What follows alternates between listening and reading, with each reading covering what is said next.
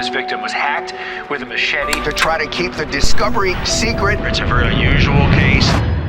I can't even wrap my mind around it.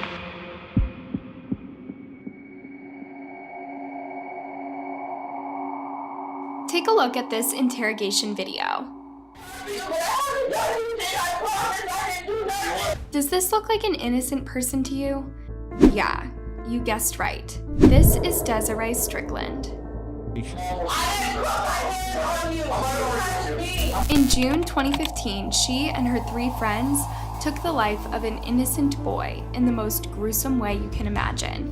Jose Amaya Gerardo and his family had moved to the United States to escape the violence in their home country, El Salvador. But when they arrived in Florida, they stepped into a nightmare. Jose was systematically bullied, tortured, and ended with a machete. And it doesn't end there. What the 4 teens did next to his lifeless body is unspeakable. Believe me, this case has more than one outrageous twist.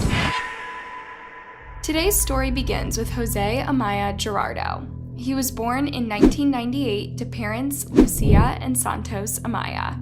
For the biggest part of their lives, Jose, his parents, and his 5 siblings lived in El Salvador, a tiny country in Central America. El Salvador has truly gorgeous scenery, lively towns full of color, and amazing cuisine. But the country also has a dark side. Its infamous narcotic gangs and the bloody wars that ensue between them. Unfortunately, the constant fighting and high criminality rate affected El Salvador's residents on a daily basis. Imagine having to raise your children in a town where you fear for their lives every single day. So in 2006, Santos and Lucia made a fateful decision. They would pack their bags and move to Miami, Florida. They were desperate for a peaceful life where they wouldn't have to worry about crime. This is what makes this case especially sad. The Gerardo family settled in quite well in all respects. Florida is a pretty welcoming state, but Jose wasn't the first one to explore the surroundings or make friends.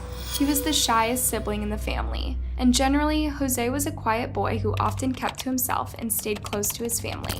But this didn't mean that he didn't have passions and dreams. Like any teenager, Jose loved cars and he wanted to become an excellent mechanic. So Santos enrolled him at Homestead Job Corps Center. This was a living program for at-risk youth. Job Corps is a free education and vocational training program run by the U.S. Department of Labor that helps underprivileged youth between the age of 16 and 24 years old improve the quality of their lives by empowering them to get great jobs and become independent. At the center, Jose would not only learn mechanical skills, but various vocational skills and career 101s, such as office administration. This was a very good start in his adult life, his parents thought. They might have been right if it wasn't for a horrible group of people. So back in 2015, Jose was living at the Job Corps. During the weekdays, he was busy with his classes, and during the weekends, he would go to the local flea market and sell ice cream. Remember, they were a family of 8, so it was hard to make ends meet. But since Jose was spending all of his time on campus and very little time with his family, he started making friends at school. But it wasn't the nice kind of friends with good intentions. In fact, it was a group of infamous bullies that targeted Jose for his shyness and desire to stay out of trouble. 18-year-old Jonathan Lucas, 19-year-old Christian Colon, 18-year-old Desiree Strickland, and 20-year-old Kahim Arbello were not popular with the teachers or with the other students. In fact, people steered away from them. Apparently, they all had criminal records when the Job Corps took them in, but no one told Jose's family about this when they enrolled him. Kahim, the oldest of the group, was a suspected narcotics dealer, and a pretty mean one too, and he happened to be Jose's roommate at Job Corps. Soon enough, Kareem was harassing Jose and taking his money. Jose didn't know how to react to this. He was stuck in a completely unfair dynamic. It was 4, sometimes 5 against 1, and these were known bullies with criminal records. There was something else. The Job Corps, as gorgeous as it looked, was surrounded by wooded areas. This meant that it was really easy to do illicit activities on campus, or at least a few feet away from it. On the afternoon of June 28, 2015, Jose asked the Job Corps for permission to head out and get some snacks. The staff knew he would usually be back in a half hour or so. So when he didn't come back by 6 p.m. that day, the staff called Jose's family. They wanted to know whether Jose had gone to see them, although it was unlike Jose to lie like that. Santos and Lucia immediately knew something was wrong. Their son wouldn't be gone for hours on end without letting someone know about it. So that evening, they went to the police and reported Jose missing. Unfortunately, the Miami-Dade police weren't particularly cooperating. They said that since Jose was 17 years old, he would have to be missing for 72 hours for them to start investigating. Imagine having to wait 3 long days just because of bureaucracy, even though you know your child is in danger. So Santos, Lucia, and Jose's older brother Fredis started looking for him without the officers' help. They went to the Job Corps and spoke to its staff, but no one knew anything except that Jose had left to get a few snacks. They searched through the town center and all the shops Jose might have gone to, but no one had seen him. So 2 days after Jose's disappearance, his family started searching through the wooded areas surrounding Job Corps. That's when Fredis saw a large burned patch of grass. Then he went closer looking for clues. That's when his heart sank. I started digging I didn't find anything on the middle, so I started digging on the bottom part, and I see 2 foot facing down. The feet sticking out belonged to Jose. He recognized them immediately from his socks. His parents started crying, but Fredis was just relieved that the search was over.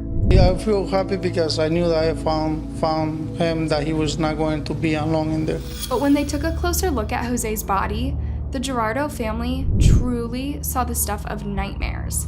This wasn't just a murder. It was a gruesome machete hacking. If you saw this in a horror movie, you'd think it was far-fetched. And next to Jose's body was a pile of burnt wood that was partially covering him. The Gerardos had found Jose on their own, and now, at least they had some answers. But this didn't mean justice had been done. They had no idea what had happened and who could have done something this horrifying. Was there a serial killer around? The police had to get involved now. The only thing is I'm wishing is that they get those person, because that's not fair for my little brother that they kill it that way. Needless to say, this time the police listened to Jose's family and rushed to the crime scene. The forensic team had a lot of work to do. Firstly, Jose's body was deeply decomposed and thus hard to examine. Secondly, there were several items to take note of. Tree branches sliced in multiple locations. Police say those charged got rid of the weapon. Also, here is a place where detectives say the killers tried to cover their tracks by burning the clothes Guardado was wearing. Police say the teens also set their own clothes on fire. A green cigarette lighter also found here. But this glove was found too, and so was this sock, both providing clues. Analyzing DNA on burnt pieces of clothing is not an easy job, nor is it a quick one. But the investigators' first step was to confirm Jose's identity and determine a cause of death. That was fairly clear. By the end of the day, the police had determined homicide to be Jose's cause of death. But the details of the murder sent waves through the media. Now, this is a crime so brutal, it shocked South Florida. It's hard to even discuss it. Police say this victim was hacked with a machete and made to lie in a grave in his final moments. The full details are even more horrifying. Ana Morales, Jose's cousin, set up a GoFundMe page for Jose's funeral. In the description, she wrote exactly what had happened to Jose. He had many wounds and was still alive when buried. He was 17 years old. He could not defend himself. A crime is bad, but what Jose suffered was horrible. Imagine being in Santos and Lucia's shoes. They had moved their whole family to the United States thinking it would be safer than El Salvador. It proved to be just the opposite. There, you might fall collateral damage during a nasty shootout. But Jose's moments were much worse than that. Every day, every night, every time I'm working, I cannot think about it. Every time I pass by there, I cannot stop looking back where I found him. I always looking back. The Gerardo family was desperate for answers. Who had killed Jose? Why? And when were they going to get arrested? It wouldn't be long, but the answers found along the way brought anything but closure to the family. Trust me. Within a day, the police had Kahim Arbello in custody. The school knew he was a criminal and was happy to point the officers in his direction. The question was, why did they keep him at Job Corps? The rest of his crew followed: Desiree, Christian, Jonathan, and a fourth boy, Joseph Michael Cabrera. But guess what? They all shouted loud and clear that they were innocent. All 5 of those charged have entered not guilty pleas, and their lawyers have gone to great lengths to try to keep the discovery in this particular case secret and not open to the public. Those photos we were able to show you tonight, some of the first that the court has approved to be released, showing 2 of those charged, John Lucas and the alleged ringleader, Kahim Arbello. Kareem and Jonathan were the first to get arrested, and the police photographed their hands too. Since they knew the horrible way that Jose had been killed, they were looking for machete or burnt wood signs on their hands. Of course, when the gang's names were made public, their families became involved too. One interesting case was with Kahim's grandma. I can't even wrap my mind around it. She revealed that she had raised Kahim from a very early age. His mom, who was raising him by herself, had been murdered. Indeed, Kahim's grandmother simply couldn't comprehend how a boy who suffered so much after his mom was killed could kill as well. As a grandmother, there's no words to say about. I can't describe my feelings, just despair for us and for that family. Well, perhaps it was exactly his mother's murder that turned him into a killer. Unfortunately, tit for tat doesn't work here. You're just taking an innocent life, and in such a gruesome way. Even though the 5 culprits were adamant they were innocent, the affidavits stated the whole ordeal pretty clearly. June 28th wasn't a random day that they went on a killing spree. They had planned Jose's murder for 2 weeks. They had buried their weapons in the woods. They had dug a shallow grave in preparation for this. They had singled out a victim, and they had planned an MO. But what was the motive? Apparently, Jose owed Kahim money for narcotics. That's right, this is the same Kahim that was stealing money from Jose. So on the afternoon of June 28th, the group lured Jose into the woods, right to the area they had prepared for him. There, Kahim dug out his machete and hacked at him for minutes on end, with everybody watching. Then Jose was violated, beaten, and thrown into the shallow grave. He was still alive when they buried him. And it doesn't end there. After Jose was dead, Christian, Jonathan, and Michael left, but Kahim and Desiree stayed behind. You see, they were a couple back then, and somehow this gruesome murder was a turn-on for them. So they had sex right next to Jose's body. Just when you thought there are no real-life monsters. Kahim was charged with first-degree murder, conspiracy to commit murder, and 4 counts of tampering with a witness or victim. While he awaited his trial, the rest of the gang was subjected to thorough investigations. Here's where it gets even more infuriating. You would think that even a person who can do what Desiree and Kahim did would show some remorse when they get caught red-handed. If you know you're going to prison, can't you at least be honest about your actions? Kahim stayed quiet and let his lawyer fight for him. Desiree, on the other hand,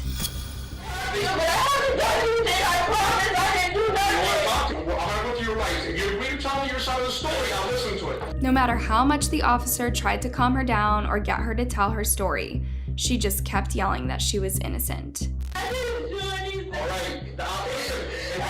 All I want is I want to know what you were involved in. I didn't do anything.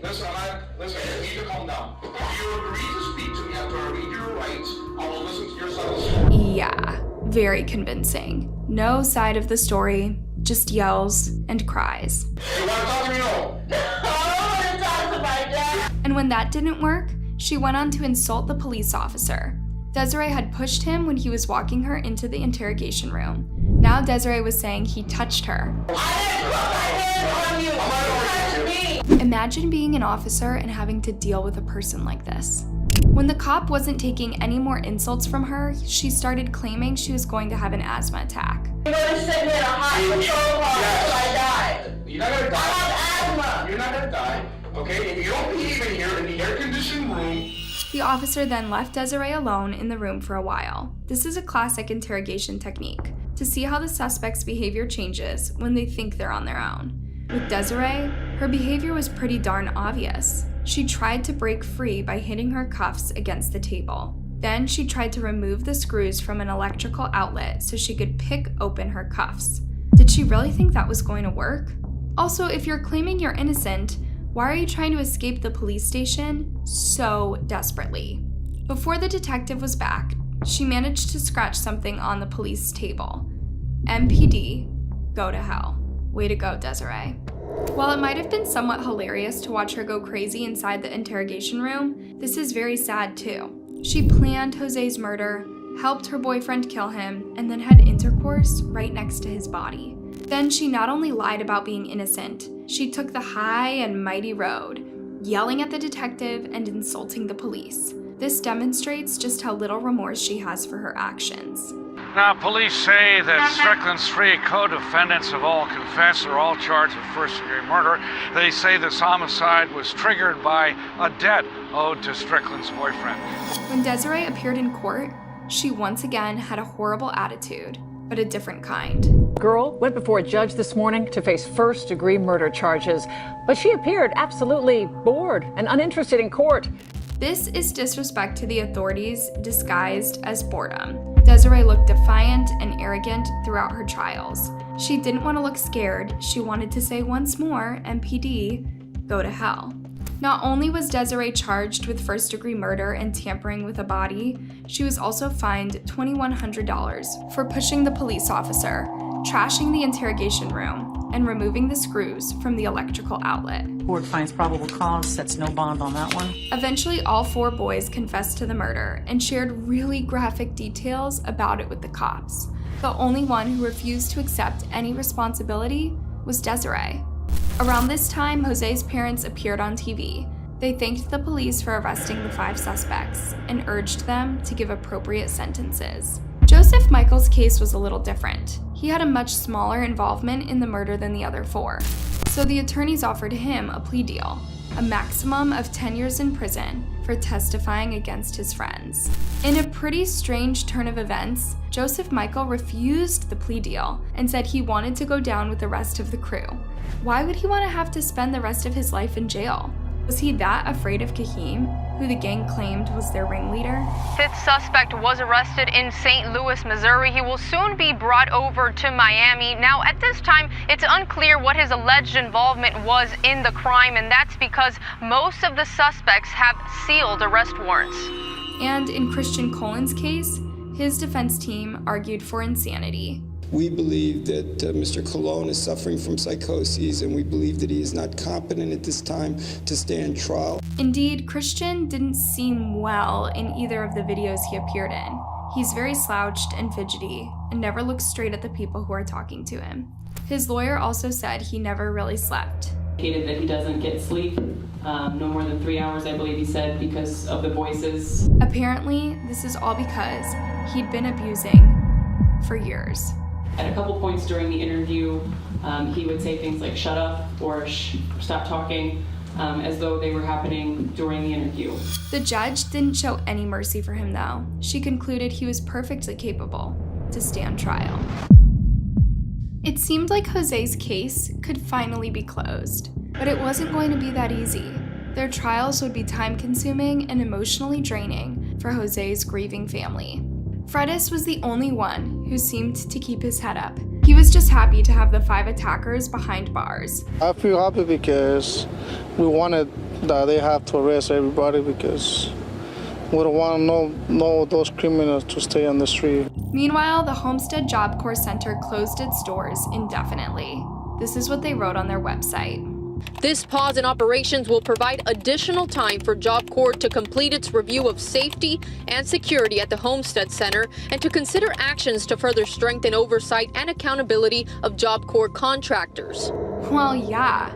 Letting Kahim and his gang do as they pleased was a pretty big oversight. Jose's family actually hired a lawyer to file a lawsuit against the Homestead Center Job Corps. One of their biggest mistakes was not being transparent and having students enrolled with criminal records. Freshman students should be aware of this before they enroll.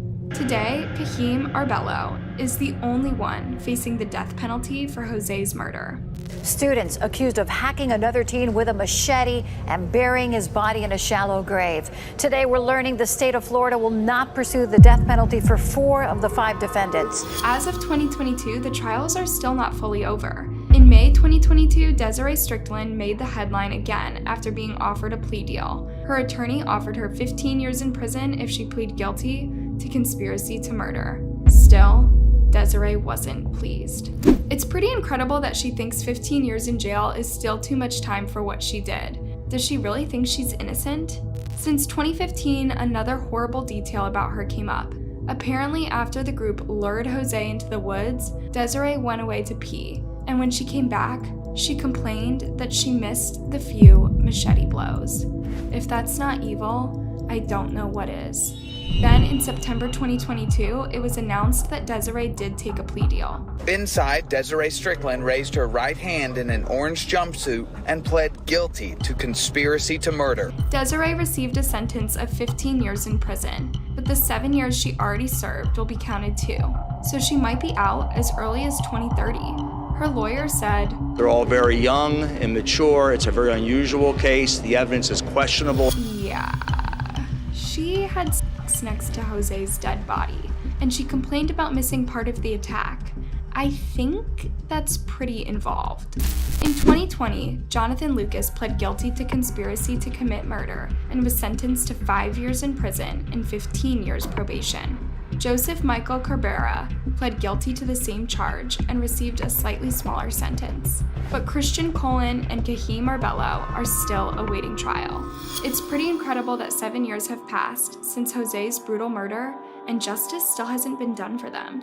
Hopefully Jose's family are slowly learning to move on with their lives and focus on their other children. And hopefully Kahim and Desiree will get the right sentences. Thanks for watching, you guys. What do you think about this case? What sentences should Kahim and Christian receive? Did the others receive the right sentences? Let me know down in the comment section, and while you're at it, why not give this video a thumbs up and subscribe to my channel for more. See you next time, and keep yourself safe. It's a strange world out there, and sometimes it can get pretty nasty.